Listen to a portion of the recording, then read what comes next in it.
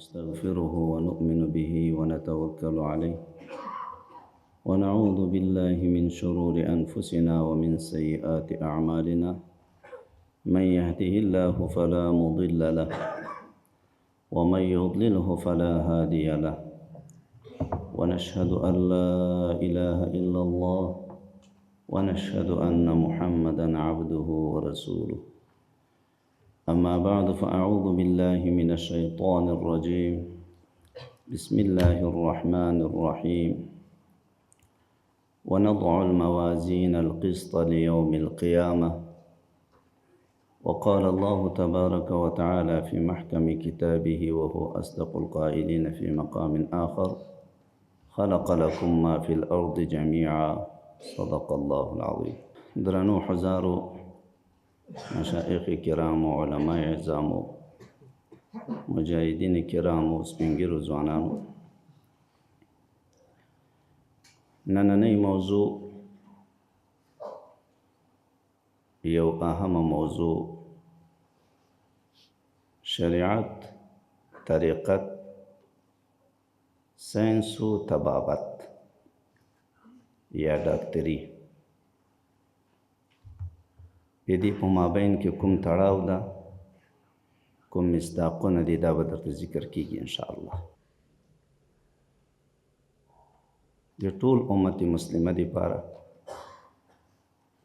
خصوصا د اهل طریقت، خصوصا د ساینس پوهانو، طبي محصلینو، ډاکټرانو دپاره، طبیبانو دپاره دا یو اهم بیان او اهمه موضوع ده. دې کې شپږ خبرې کوو انشاءالله. اول د دې بیان فائدې څه دي،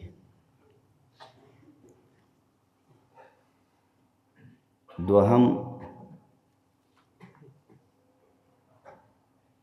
د ساینس شرعي حکم څه ده، دریم د انسان د خلقت مقصد او ضرورت څه ده، څلورم ساینس څه ته وایي، پنځم ځینې نمونې او مثالونه د ساینس و طبابت نه د شریعت او طریقت سره تطبیق ورکول، کوم چې شریعت مطهره کې راغلي دي او طریقت کې راغلي دي، هغه کوم مصداقونه چې موږ اوس په دنیا کې وینو د هغه سره تطبیق ورکول او هغه مثالونه بیانول. او بل موضوع مې مخکې درته بیان کړه چې شریعت، طریقت، ساینس و طبابت دا شپږ خبرې دي. اول دا چې دې بیان کې کومې فایدې دي موږ تاسې ته. اوله دا چې په شریعت مطهره کې رسول اکرم صلی الله علیه وسلم چې کوم بیانونه موږ ته کړي دي، یا طریقت کې چې کوم بیانونه راغلي دي، هغه مصداق اوس نن موږ تاسې په سترګو باندې وینو او د وضاحت دپاره د هغې نمونې او مثالونه ورکوو انشاءالله. دویم دا چې په شریعت غرای محمدي علی صاحبها افضل الصلاة والتسلیم د ساینس و طبابت اصل موجود ده. دا یو جدا شی نه ده او نه باید جدا کو، نه باید پردی کو. دا ټول موږ تاسو د قرآن عظیم شان او احادیث مبارکو کې د دې بیان راغلی ده. دریم دا چې دا ساینس زده کول دو حالته لري. که په دې ساینس باندې، په دې ټکنالوژي باندې، په دې طبابت او ډاکټري باندې موږ خپل رب ته متوجه سو، دا د وصول الی الله ولا رسوتات، الله ته دې رسوي، ډېر حقایق به تا ته په لاس باندې درکوي، په ډېرو شیانو به دې پوه کوي. خو که چېرته دغه ساینس او ټکنالوژي یا طبابت او ډاکټري صرف د دنیا یو آله وګرځېدله، آخرت نه پې غافل و انسان، الله ته متوجه نه وو، آخرت ته متوجه نه وو، بیا دغه ساینس و طبابت د انسان دپاره د هلاکت ذریعه ګرځېږي. قرآن عظیم شان کې الله جل جلاله سیر انفسی و سیر افاقی تصوف و طریقت کې سیر انفسی و سیر افاقی ورته وایي. سیر انفسی انسان په خپل ځان کې تفکر کوي، فکر کوي او د الله جل جلاله قدرتونه د دې نه معلوموي. الله تعالی وایي وفي انفسکم افلا تبصرون، په خپلو ځانو کې تاسې نه ګورئ د رب کریم څومره د قدرت نښې په د وجود د انسان کې موجودې دي. د طریقې نقشبندي مبارکې آخري مراقبه دغه آیت مبارکه ده چې دې کې به استغراق تام او ډېر زیات به کوي، ډېر زیات به کوي.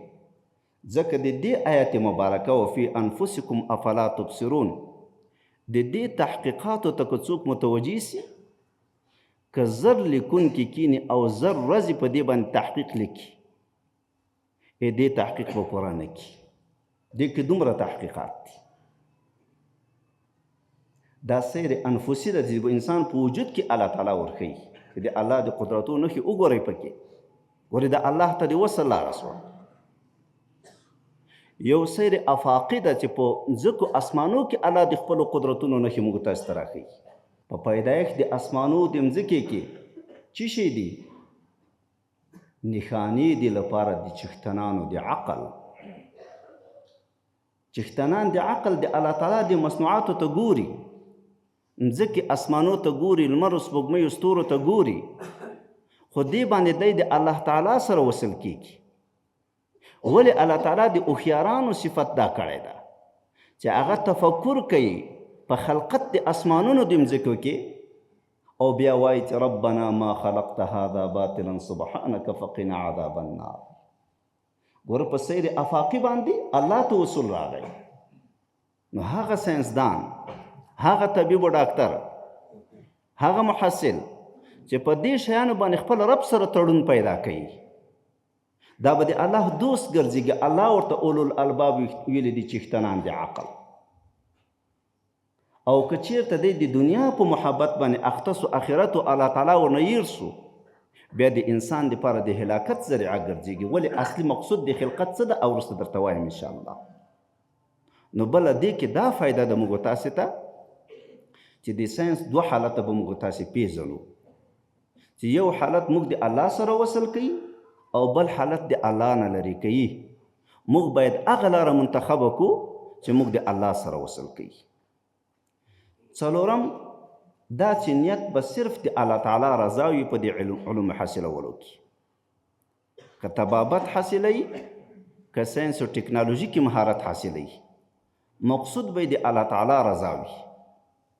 د اسلامي نظام ساتنه به وي، د اسلامي نظام قوت و ټینګښت به وي، د اسلامي نظام دفاع به وي، د اسلامي نظام حاکمیت به وي.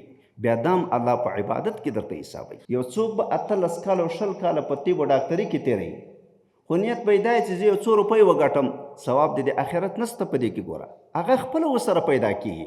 ته مقصود دا وګرځو زه د الله د دین خدمت وکم، د الله د مخلوق خدمت وکم، الله تعالی په دې باندې راضي سي. څوک چې یو انسان ژوندی کي، الله قرآن څه راته وایي؟ فکأنما احیا الناس جمیعا، لکه ټول انسانان چې ژوندي کړي. دا موږ ته یو تعلیم راکوي، یو درس راکوي چې ګوره محصله نیت د اصلاح که د خدای رضا وګرځوه. امت مسلمه دپاره د خیر و د برکت ذریعه وګرځېږه. اسلامي امت و اسلامي ملک ته بل چاته مه مجبوره کوه، دې ته مه مجبوره کوه په سرحدونو کې، په باډرونو کې او په ډیرون کرښو کې دی بل چاته محتاج وي او د خلکو سوالونو احسانونه په ځان باندې تیری. باید یو ملک داسې ډاکټر ولري، حکم یې وروسته راځي درته انشاءالله، چې بل چاته څوک هغه د اسلامي ملک خلک مجبوره نشي. دا نیت ته وکه تا ته الله دغه ډاکټري په عبادت کې حسابوي. نو ډاکټر سے محمد یعقوب مجددي رحمه الله ورته ویلي وایي ما د سترګو تخصص ځکه غوره کړ چې ما ځان سره سوچ وکړ چې د انسان په وجود کې هر عضو یې ګورې قیمتي ده خو ډېر کارونه هغه په سترګو باندې کېږي قرآن عظیم شان تلاوت په سترګو باندې کېږي قرآن عظیم شان ترجمه او تفسیر په سترګو باندې کېږي د کتاب مطالعه په سترګو باندې کېږي جهاد کول په سترګو باندې کېږي جمعات ته تلل په سترګو باندې کېږي اودس کول په سترګو باندې کېږي حج ته تلل په سترګو باندې کېږي طواف کول په سترګو باندې کېږي څومره عبادات چې واخلي د سترګو چې څومره دخل ده پکې دومره دی بل شي نشته پکې نو د دې نیت باندې وایي ما د سترګو تخصص غوره کړ نو هر د موږ ساینسپوه او د موږ ډاکټر د موږ طبیب دا نیت باید وکړي چې زه د الله د دین خدمت ورباندې وکړم زه به د نیکو علماو مشایخو علاج ورباندې وکړم زه به د طلباو مجاهدینو علاج ورباندې وکړم زه به د یو مسلمان د یو بشر علاج ورباندې وکړم دا به د ما دپاره یو خیر واقع سي لکه یو انسان چې څوک ژوندی کړي لکه ټول انسانان چې ژوندي کړي وي دا نیت پکې وکړه بې نیته تعلیم مه کوه چې بیا د ثواب او اجر نه کړي او بله خبره د ساینس شرعي حکم څه ده حجة الاسلام امام غزالی رحمه الله په احیاء العلوم کې ذکر کوي اول جلد 14مه صفحه کې او رد المحتار کې علامه ابن عابدین شامی رحمه الله عام په حواله د احیاء العلوم د امام غزالی رحمت الله علیه باندې لیکي امام غزالی رحمت الله علیه وایي چې فرض کفایي هغه علم ده چې د هغه نه په امورو د دنیا کې خلاصی نوی ضرورت وي ورته دا فرض کفایي ده فرض کفایي څه معنی فرض کفایي دې ته وایي چې په یو ښار و ملک کې به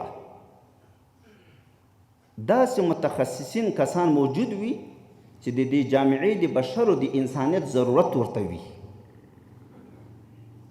که بالکل داسې څوک په هغه ملک کې نه موجود په اسلامي حکومت و اسلامي امارت کې نه موجود د ټولو غاړې ورباندې بندي دي دا لکه جنازه کول د یو مسلمان جنازه کول د یو مسلمان دا فرض کفایي ده چې یو څو مسلمانان جنازه وکړي د یو مسلمان مرحوم مړي د ټولو غاړې خلاصې دي خو که ټولو پرېښودل د ټولو غاړې بندې دي د ساینس ډېرې رښتې دي ګورئ د ټولو رښتو حکم دلته زه تاسو ته اوس نه بیانوم او نه بیانولی شم ځکه هغه ډېر تفصیل لري امام غزالی رحمه الله هم په دې کې تفصیل کړی ده او علامه ابن عابدین شامی رحمه الله هم رد المحتار کې تفصیل دې کې کړی ده هغه علم د ساینس هغه رښتې چې د انسان د وجود دپاره ضرورت وي یا د یو جامعې د وجودو ضروریاتو دپاره کارول کیږي هغه رښتې د ساینس هغه فرض کفایي دي لکه څو نمونې دی خپله درته وایي مثلا طب سو طب دی لکه طب و ډاکټري دا فرض کفایي دی یو ملک ته دا فرض کفایي دی یو ښار د اسلامي ښار دی چې په یو ښار کې به داسې ډاکټران او طبیبان موجود وي چې د خلکو ضروریات ادا کړي بل وطن ته ضرورت پیدا نه شي ځکه په حاجت دی بقا د وجود د انسانانو کې دی ته وایي ضرورت یا لکه علم الحساب ځکه دا په معاملاتو کې دی ته ضرورت دی انسان معاملو ته ضرورت لري حساب ته په معاملاتو کې ضرورت ده تقسیم د وسیتونو کې ضرورت ده میراثونو کې ضرورت ده نور د انساني ژوند دې کې ضروریات دي ورته نو دې وجې نه علم الحساب هم فرض کفایي ده او دی مبارک وایي امام غزالی رحمه الله وایي دا تعجب مه کوه چې زه طب او حساب ته فرض کفایي وایم بلکې ټول اصول د صناعاتو دا ټول فرض کفایي دي لکه فلاحت زراعت د زراعت اسباب دا فرض کفایه د اسلامي ملک کې باید ولري. حیاکت، رختونه جوړول، سیاست ځکه نظام په دې باندې چلیږي، حجامت، خیاطت، دا ټول فرض کفایي دي یو اسلامي ملک دی. دې کې به چاته ضرورت نه پیدا کوي، چاته به احتیاج نه پیدا کوي. خپل داسې پوهان به لري چې دغه فابریکې دې درته فعالې کړي او دا درته جوړې کړي. د حضرت عمر فاروق رضی الله تعالی په وخت کې یو مسله د انجینري مربوط راغله. چا ورته ویلې په دې باندې فلانی یهودي ډېر ښه پوهېږي، هغه به راوغواړو. حضرت عمر ورته وویل اشدهم فی امر الله عمر، سخت په کار او په غصه سو. وایي څنګه یهودي ته تاسې احتیاج کوئ؟ یهودي ته لاس اوږدوئ؟ تر څو چې خپله زده نه کړي دا کار به ټول معطل پاتې. کله چې خپله زده کړو هغه کار اسلامي انجینر مخته بوته، تر هغو پورې یهودي ته دوی لاس نه ده اوږد کړی. داسې د ټکنالوژي په برخه کې، د اسلحو په برخه کې واعدوا لهم ما استطعتم من قوه، الله تعالی وایي ورته تیار کړئ دوی ته په مقابل کې تر څو مې چې طاقت وي. نبی علیه الصلاة والسلام په وخت کې نبی کریم علیه الصلاة والسلام اشجع الناس، دنه شجاع ترین شخصیت بل په سر د مځکې باندې نه و. اشجع الناس، دښمن سره چې کومې اسلحې وي د حضرت محمد رسول الله صلی الله علیه وسلم سره موجودې وي، دا چې زیاتې وي یا کمې وي دا جدا موضوع ده، خو هغه ټولې موجودې وي. دښمن سره توره وه، رسول الله مبارک سره صلی الله علیه وسلم توره وه. دښمن سره زغره وه، رسول الله مبارک سره زغره وه. دښمن سره نیزه وه، رسول الله مبارک سره نیزه وه. دښمن سره ډال و، رسول علیه الصلاة والسلام سره ډال و. دښمن سره اوښان و، نبی علیه الصلاة والسلام سره اوښان و. دښمن سره اسان و، نبی کریم علیه الصلاة والسلام سره اسان و. چې کومې اسلحې د دښمن سره وي ټول د رسول علیه الصلاة والسلام سره. بلکې د احد په غزا کې نبی کریم علیه الصلاة والسلام 2 غبرګې زغرې اغوندي. خو امت ته تعلیم ده. ګورئ په فتح د مکې کې د اوسپنې خولۍ دا 1400 کاله مخکې رسول الله مبارک په سر کړې ده. ګورئ دا اوس جنګیالیو فوزونه چې په سر کوي، دا نبی علیه الصلاة والسلام 1400 کاله مخکې په فتح د مکې کې د اوسپنې خولۍ په سر کړې وه او تور پټکی یې په سر کړی و. ځکه پټکی هم د شجاعت نشان ده. بدر کې چې ملائکې راکوزې سي پټکی یې په سر و کنه، دا شجاعت نشان ده. هغه ملک بیا الله نه مغلوبه کوي کوم ملک کې چې پټکی موجود وي. رسول الله مبارک سنت ده صلی الله علیه وسلم. او په جنګونو کې نبی علیه الصلاة والسلام ته چې د نصرت لپاره الله جل جلاله ملائکې راولېږلي پټکی یې په سر وکنه، دا د شجاعت نشان ده. نو دا ټول د نبی علیه الصلاة والسلام سره موجود. او اوسنی موقف د امارت اسلامي درته وایم. ګورئ الحمدلله بهترین موقف کې روان دي، ډېر ښایسته موقف کې روان دي. ای محصلینو، ای ډاکټر صاحبانو، ای ساینس پوهانو، اوس وخت نه استفاده او ګټه وکړه. تاسې ته دواړه طرفه د ساینس درښیي، هم دیني اړخ درښیي هم دنیوي اړخ درښیي. لله الحمد کوم کار چې په دې 3-4 کلونو کې شوی ده، حتی هغه پخواني جنرالان محترمین هغه په دې باندې اقرار کوي چې د افغانستان په 100 کلن تاریخ کې دومره کار نه ده شوی لکه په دې 4 کلو کې کوم کار اوس کوم اقتصادي برنامې مخې ته روانې دي. حقایق به وایو سره، په دې څوک نه خفه کېږي. د حقایق دي. اقتصادي برنامې د 15 کالو ولاړې فابریکې اوس فعالې شوې. څومره قسم مصنوعات نن په افغانستان کې په خپله روان دي الحمدلله. او د دې کوشش روان ده چې افغانستان په خپله به سیاسي او کوم ملک ته احتیاج پیدا نه کړي. ځکه د موږ تاسې عمرا الحمدلله علما دي. علماو ته دا مسله معلومه ده چې یو اسلامي ملک کې، اسلامي امارت او حکومت کې داسې کسان موږ باید ولرو چې په هیڅ شق کې موږ چاته احتیاج ونه کړو،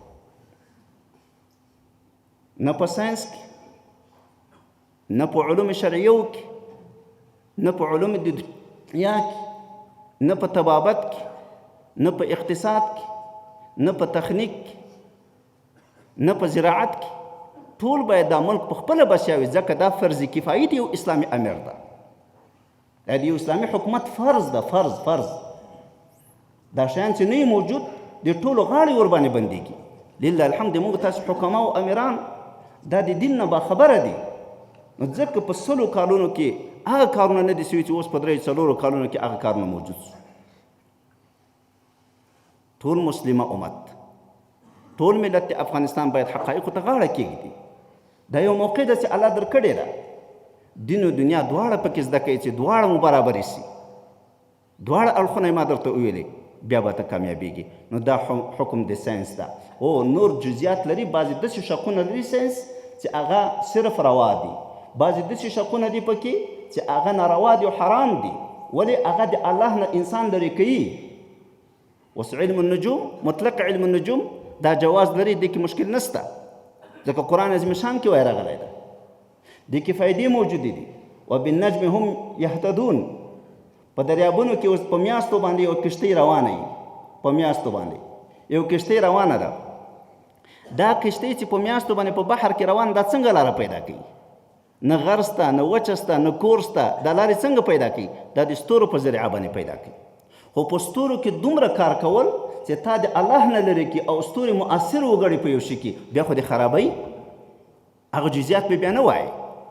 خو فی نفسه ساینس چې د انسان وجود او د انساني جامعه ورته ضرورت لري، دا فرض کفایي ده د یو ملک، داسې څه باید ولرو چې موږ چاته احتیاج پیدا نه کړو. دا حکم د ساینس. اولینه کشتۍ دا نوح علیه السلام جوړه کړې، د الله پیغمبر وګورئ، انبیا ټول ورونه دي علیهم السلام. نبی علیه السلام بره څوی دي؟ ما ورور موسی علیه السلام، د ما ورور یونس علیه السلام، دا ټول ورونه دي. دا خو موږ ته د دین نه راغلي دي، الله یې موږ ته قصې کړي دي. خو دا معنی چې مسلمانه ګوره په خپل ځان بسیا اوسېږه، بل ته سترګې مه نیسه. اسلام پورته لاس خوښوي، پورته لاس په علم، پورته لاس په معرفت، پورته لاس په اقتصاد، پورته لاس په تخنیک، پورته لاس په زراعت، پورته لاس په دوستی و محبت، پورته لاس په ټکنالوژي، پورته لاس په انجینري، پورته لاس په ډاکټري. یو شی اسلام نه قبلوي، یو شی، او کوم ده؟ ټیټ لاس، د سوال لاس، د مړو سترګو لاس، د بېغیرتۍ لاس، دا اسلام نه قبلوي. نور د همت لاس دا اسلام قبلوي، دا ټول دین کې موجود دي. اول زغره چا جوړه کړې ده؟ داود علیه السلام. الله قرآن عظیم شان کې موږ ته قصه نه ده کړې؟ الله جل جلاله داسې هم هغه نقشه ورته وښودله. پخوا به زغرې جوړېدلې، خو یو طبق وسپنه به و، دا به چې وړلې هم ډېرې به سختي ورته، داسې کړۍ کړۍ ورته وښودلې. او الله جل جلاله دغه وسپنه ورته موم کړه، لکه موم نه دا زاولې چې کته پورته کوي، دا وسپنه به یې داسې راخیستله، دا به یې کړۍ کړۍ کوله او دا یې اندازه کوله، نو زغرې هم سپکې سوې، هم وجود دپاره فایدهمنې سوې، دروندوالی ختم سو او دفاع پکې راغله. دا اول چا جوړه کړې؟ داود علیه السلام. د الله پیغمبر ده، قرآن عظیم شان کې موږ ته الله بیان کړی ده، پیغمبر علیه الصلاة والسلام موږ ته بیان کړی ده. سلیمان علیه السلام خو ډېر زیات صنعتونه کړي وو، غمې جوړول، د سرو زرو خښتې جوړولې، د سپینو زرو خښتې جوړولې، بیت المقدس په ډېر ښایسته انداز کې جوړ کړی ده، ډېر قیمتي انداز کې جوړ کړی ده، غټ غټ دیګې جوړول، په میلیونو میلیونو مځکه به د ده لښکرو نیولې وه، تختې په هوا باندې روان وو. که اوس تیارې په هوا ځي، د سلیمان علیه السلام تخت په هوا باندې روان. سهار به یو ملک کې و، بېګا به بل ملک کې و. سلیمان علیه السلام ګورئ دا ډېر مخکې نه دا کړي. اول د ټانک شکل جنگي آله چا جوړه کړې ده؟ دا صحابه کرامو د رسول علیه الصلاة والسلام په وجود کې په غزوه د طائف کې جوړه کړې ده. دا اکثر شروحات د بخاري شریف راخلي. اولین د ټانک شکل جنگي آله چې جوړه کړې ده صحابه کرامو په غزوه د طائف کې چې سخت جنګونه هلته وسوه، د ټانک په شکل باندې دوی داسې یو آله جوړه کړه، په دې کې دښمن طرف ته دوی ورغلل. اولین ساعت الجزري، دا په اسلامي تاریخ کې ډېر لوی نوم لري. الجزري اولین ساعت چې جوړ کړی ده دا ده جوړ کړی ده.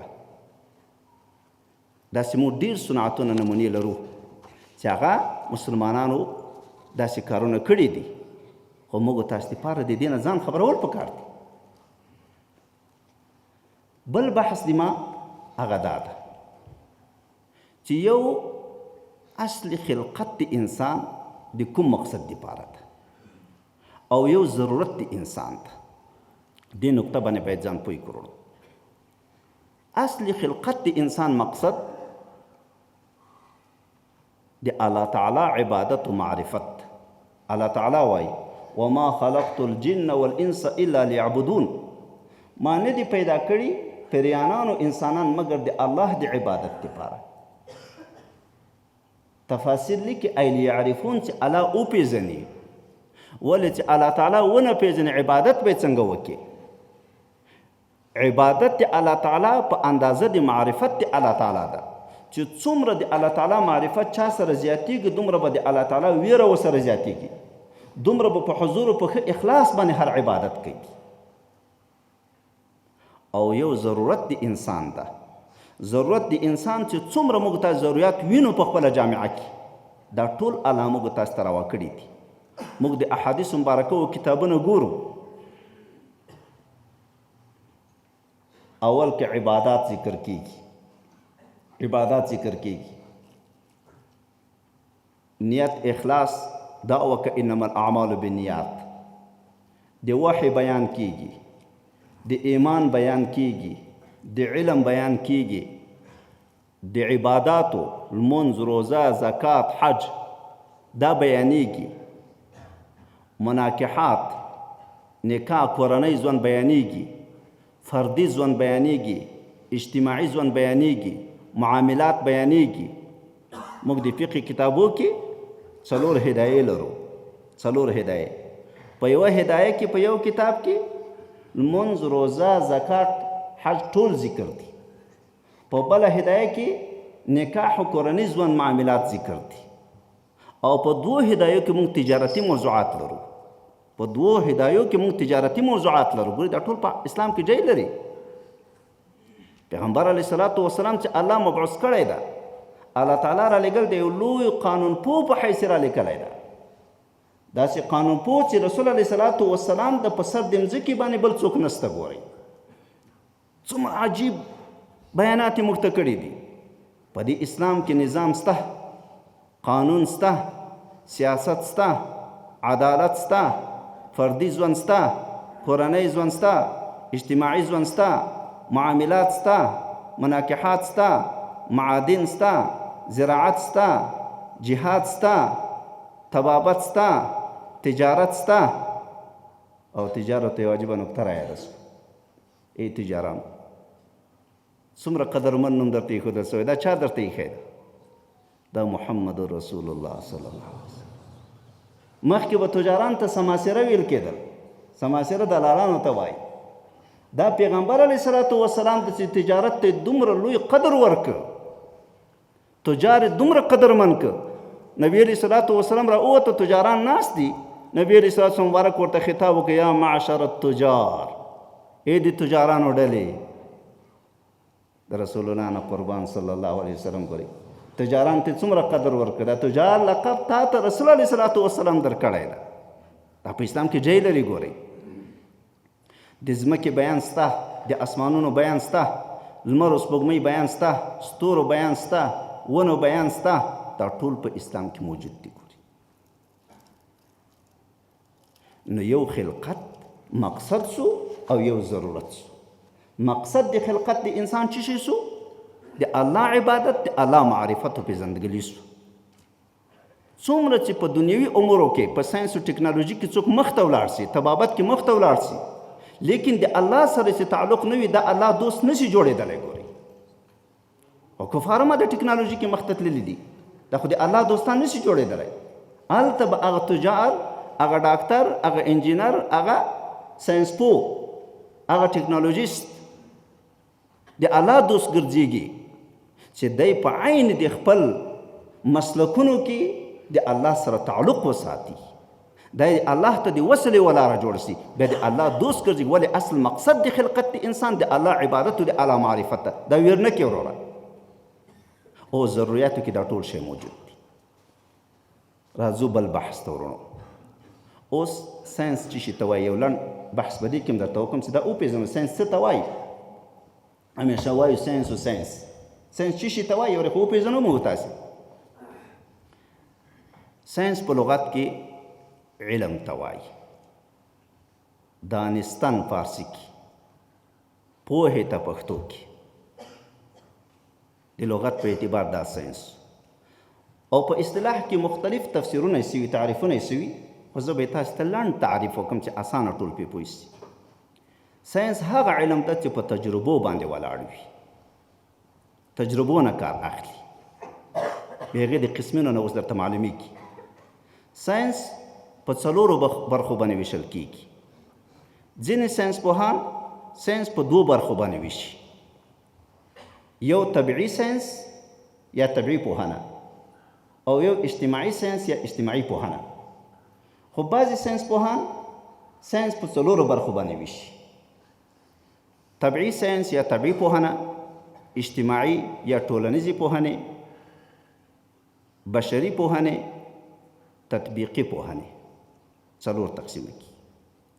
بیا په دې کې بعضې ساینسدانان دا بعضې امور لاسته راوړنې د ساینس ګڼي او بعضې علوم د ساینس دي. خو هغه اوس تفصیل په دې کې نشي کېدلی، خو لنډ به دومره پوه شو چې ساینس څه ته وایي. طبیعي پوهنې یا طبیعي ساینس د هغو شواهدو تجربو نه کار اخیستل کېږي چې د مادي او طبیعي نړۍ سره تړاو لري، لکه کیمیا، فیزیک، بیولوژي، نجوم، ریاضیات.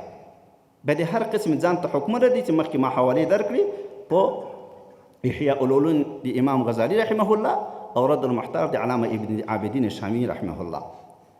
دویم قسم اجتماعي یا ټولنیزې پوهنې دي. څه دي؟ هغه د روایتي او تاریخي معلوماتو نه ګټه اخلي، د ټولنې او د افرادو ترمنځ اړیکې سره څېړي، اجتماعي ژوند څنګه جوړیږي په دې کې باندې بحث کوي. دا ټول موږ تاسو په شریعت کې موجود دي. ګورئ، دا ټول احادیث مبارکو کې ځان ته بابونه دې کې راغلي دي، کتابونه راغلي دي. اجتماعي ژوند څنګه کې دې نه بحث کوي، لکه ټولن پوهنه، اروا پوهنه، سیاست پوهنه، اقتصاد، تاریخ، جغرافیه. دا اجتماعي یا ټولنیزې پوهنې ساینس پورې تعلق لري. او دریم بشري پوهنه. بشري پوهنه یا بشري ساینس دا څه ته وایي؟ دا ذهني، اخلاقي، کلتوري او ټولنیز کارو فعالیت په ساحه کې د انسان څېړنه کوي. اخلاقي، کلتوري، ټولنیز کار او فعالیت په ساحه کې د انسان څېړنه او تحقیقات کوي، لکه ریاضیات، فلسفه، منطق، کمپیوټر ساینس، اخلاق، ښکلا پوهنه، ادب پوهنه، ژب پوهنه. دا بشري پوهنې پورې تعلق لري. څلورم تطبیقي پوهنه یا تطبیقي ساینس چې هغه تطبیق کوي په خارج کې. کوم شی دی؟ طب، انجینري، سوداګري یا تجارت، کرنه او مالداري، ټکنالوژي. بیا په ټکنالوژي کې بیا څو بخشه دي: معلوماتي ټکنالوژي، روغتیا ټکنالوژي، تعلیمي ټکنالوژي، صنعتي ټکنالوژي، فضا او انجینري. دا تر ټکنالوژي پورې بیا تعلق لري. بل په تطبیقي پوهنه کې حقوق، ژورنالیزم، موزیم، کتابتون، نظامی پوهنه، مدیریت، ترانسپورت، روغتیا، فضا پوهنه، خلا پوهنه، کمپیوټر ساینس. دا دې پورې تعلق لري. نو ساینس په څلورو برخو باندې وویشلی شو: طبیعي پوهنې، اجتماعي پوهنې، بشري پوهنې، تطبیقي پوهنې. خو دغه علوم طبیعي چې کوم دي، طبیعي علوم چې کوم دي، دا هغه دي چې له واقعیت طبیعیو او موجوداتو نه بحث کوي.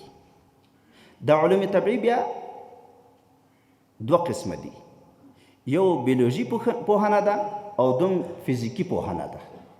فیزیکي پوهنه، بیولوژي پوهنه دا هغه ده چې له ژوندیو موجوداتو یا وده لرونکي موجوداتو نه بحث کوي. ژوندیو یا وده لرونکي چې وده کوي غټیږي داسې موجوداتو نه بحث کوي. هغه بیا دوه قسمه ده، یو ژوند پوهنه ده، یو نبات پوهنه ده. ژوند پوهنه د حیواناتو متعلق تحقیقات کوي، که بري وي که بحري وي. او نبات پوهنه ونو نباتاتو پورې تعلق لري، هغه تحقیقات کوي، هغه څېړنې کوي. او فزیکي پوهنه بیا له غیر ژوندیو موجوداتو نه بحث کوي چې ژوندي نه وي، لکه غرونه، دریابونه یا نور معدنیات چې هغه بیا فیزیک، کیمیا، هواشناسي، مترولوژي، ستاره شناسي، دا بیا خپل خپل اقسام لري. هغه نو خپل ټول تقسیمات او ټول تفصیل خو دلته نه کي، خو صرف دومره پوه شو چې ساینس څه ته وایي. اوس راځو زموږ آخري بحث ته. آخري بحث هغه څه نمونې او مثالونه درته وایم چې شریعت مطهره غرای محمدي صلی الله علیه وسلم او طریقت منوره کې کوم څه موږ تاسو ته مخکې بیان شوي دي، د هغه نمونې په اوسنۍ ساینس او ټکنالوژي د طب په لحاظ باندې تاسو ته وایم، ځکه مثال باندې ښه پوهېږي. قرآن عظیم شان کې الله تعالی مثالونه بیان کړي دي. مثلا ما بعوضة فما فوقها كمثل العنكبوت، مثالونه راځي. احادیث مبارکو کې مثالونه راځي، په مثال سره ښه پوهېږي. نبی علیه الصلاة وسلام د سخي او د بخیل مثال ورکوي. بخاري شریف کې حدیث مبارک ده، د سخي او د بخیل لکه زغرې چې اغوستي زغرې او دا لاسونه یې دلته غاړې ته بند دي، داسې ما ته ګورې غاړې ته بند دي. سخي انسان کله چې اراده د صدقې وکړي چې چا سره کومک او همکاري وکړي، داسې مثال نبی صلی الله علیه وسلم دا لاس یې داسې خلاصېږي، دا زغره خلاصېږي، پښې پټې کړي، د ګوتو څوکې پټې کړي او له شا پسې څخېږي. ګورې دا یو مثال نبی صلی الله علیه وسلم ورکړي. دا د سخي مثال ده. سخي چې څنګه اراده د صدقې وکړي، زړه یې ورته خلاصي صدقه وکړي، لکه هغه زغرې چې کوم ځکه څخېدلې د پښو قدمونه یې پټول، په دغه صدقه د ده ګناهونه الله ورته پټوي، هغه ورته معاف کوي. او د بخیل مثال یې داسې ورکړه چې لاسونه یې غاړې ته بند دي زغره کې، چې دی څومره لاس کش کوي نورم بندېږي، څومره چې کش کوي نورم بندېږي. دی بخیل انسان چې څومره صدقې ته اراده کوي، زړه یې ورته راتنګېږي. لکه دا اوس یو قسم زولني دی، الله دې موږ تاسې وساتي او تېرو ته د الله تعالی اجر ورکړي. یو قسم زولني دی، دا چې څومره کش کوي دومره تنګېږي، څومره چې کش کوي دا دومره یو بل سره جفتېږي. دا مخکې نبي صلی الله علیه وسلم مثال ورکړی ده. نو دا زغرې را بندېږي، دا خلاصېږي نه. دا نبي صلی الله علیه وسلم مثال ورکړ. یا شروحات د بخاري شریف کې نبي علیه الصلاة والسلام د معراج مثالونه ورکوي، په اوسني ساینس باندې ورکوي، او اوس درته وایم انشاءالله. راځو د انسان په وجود کې الله تعالی یو قیمتي ټوټه پیدا کړې چې زړه د انسان ده. اوس دا زړه د انسان د شریعت په لحاظ، د طریقت په لحاظ او د طب په لحاظ باندې، د ساینس په لحاظ باندې دا د ټول وجود پاچا ده، د ټول وجود پاچا ده. قیامت کې الله تعالی وایي یوم لا ینفع مال ولا بنون، نه مال درته فایده رسوي نه زمن. څه شی فایده رسوي؟ الا من اتى الله بقلب سلیم، مگر چې خدای پاک ته راتګ وکړي راشي په جوړ زړه باندې. ګورئ الله جوړ زړه درنه غواړي، رسول الله مبارک هم جوړ زړه درنه غواړي صلی الله علیه وسلم. بخاري شریف کې حدیث مبارک ده، د انسان په وجود کې یو ټوټه ده چې هغه صالحه سي ټول بدن صالح کېږي، چې هغه فاسده سي ټول بدن فاسد کېږي. الا وهي القلب، هغه زړه ده، دا د ټول وجود پاچاس. او بل حدیث مبارک کې مثال دغسې ورکوي، زړه پاچا ده، د نور اندامونه لښکرې دي. پاچا چې اصلاح سي ټول نظام اصلاح کوي، که پاچا خراب سي ټول نظام خرابي. طریقت هم اول د زړه اصلاح درنه غواړي.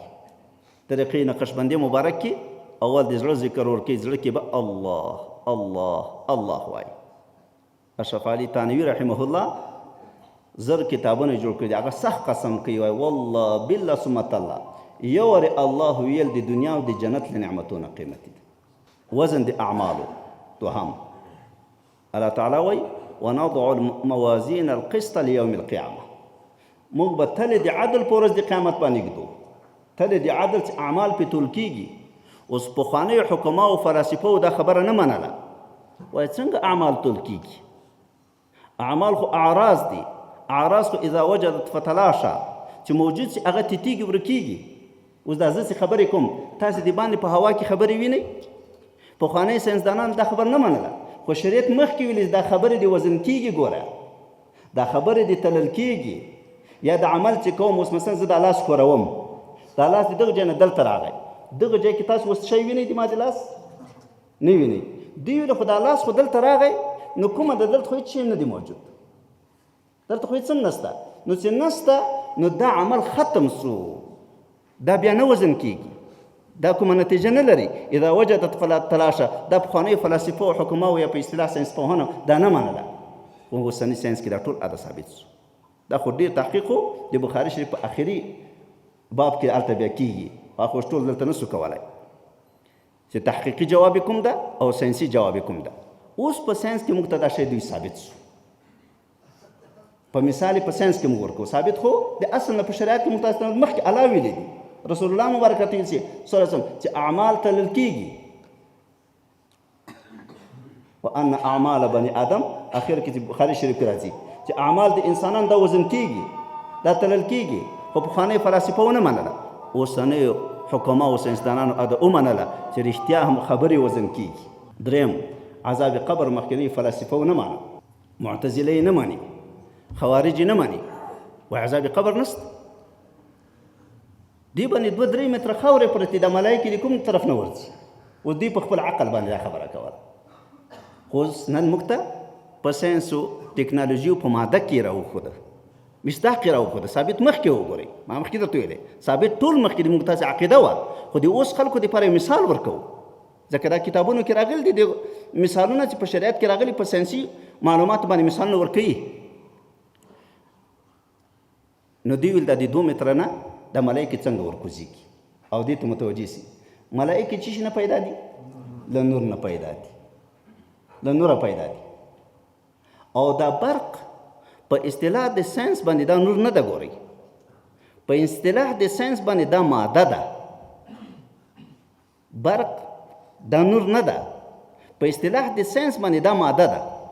خو وګورئ په زرګونو کیلومتر لرې، په زرګونو کیلومتر لرې، په سلګونو کیلومتر لرې، هلته چې کله تکمه ووهي، بټن ووهي، په یو آن کې دلته برق راورسېږي. ښه دې وسپنه کې سوری چېرته ده؟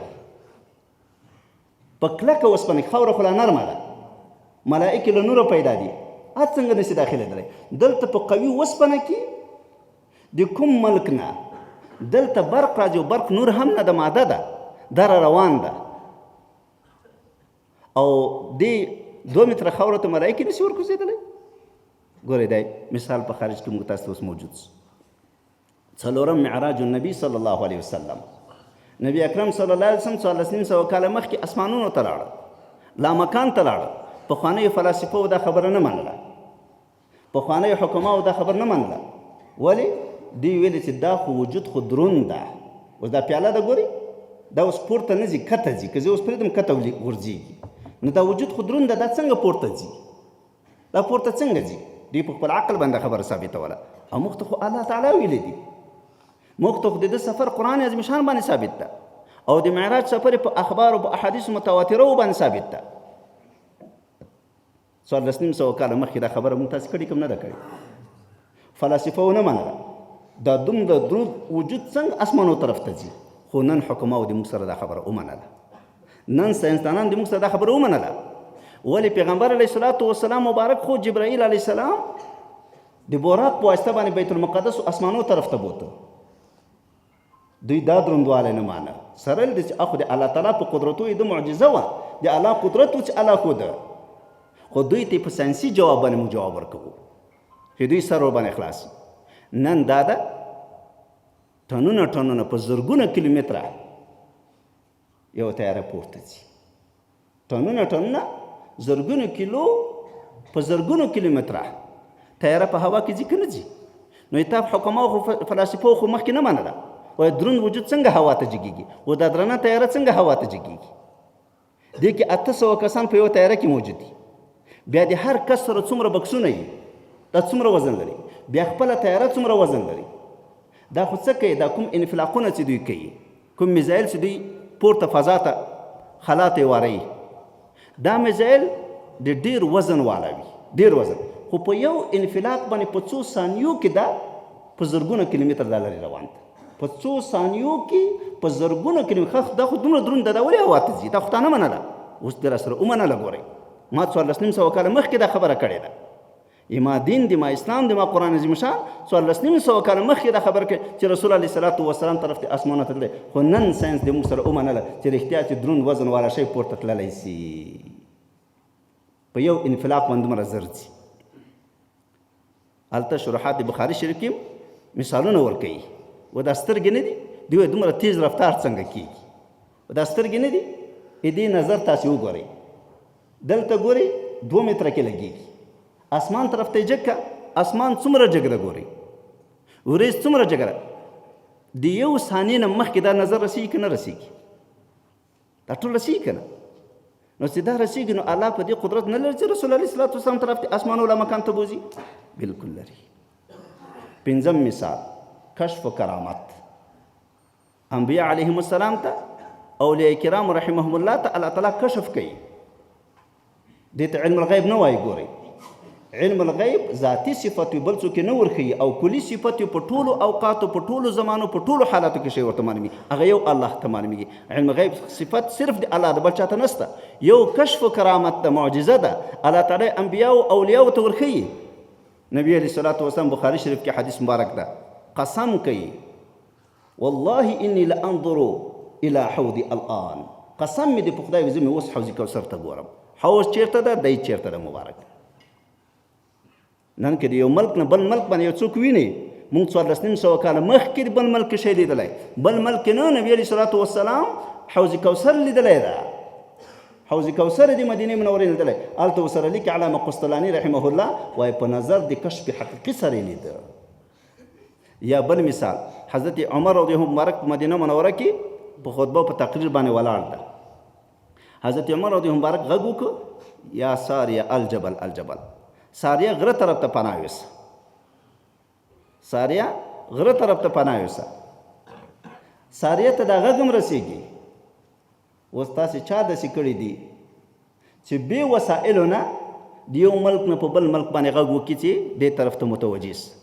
د موږ اسلامیینو چې واقعي په دین او په اسلام باندې عمل کړی و، 1400 کاله مخکې حضرت عمر رضی الله مبارک د مدینې منورې نه هاون کې خپل مجاهدین ویني، خپل قمندان ویني، غږ ورته کوي، قمنده ورکوي یا ساری الجبل الجبل. مشکات شریف هم نقل کړی ده او شل عقاید په کرامت اولیاو کې نقل کړی ده. دې غجې نه هغه ځای وملید او قمنده یې ورته ورکړه. نو که دوی د یو ملک نه بل ملک په وسایلو سره ویني، موږ بې وسایلو د موږ تاسې اسلامینو مخکې نه دا شی ورته معلوم او دوی ته الله تعالی دا ښودنه کوله. صلی الله تعالی علی خیر خلقه محمد.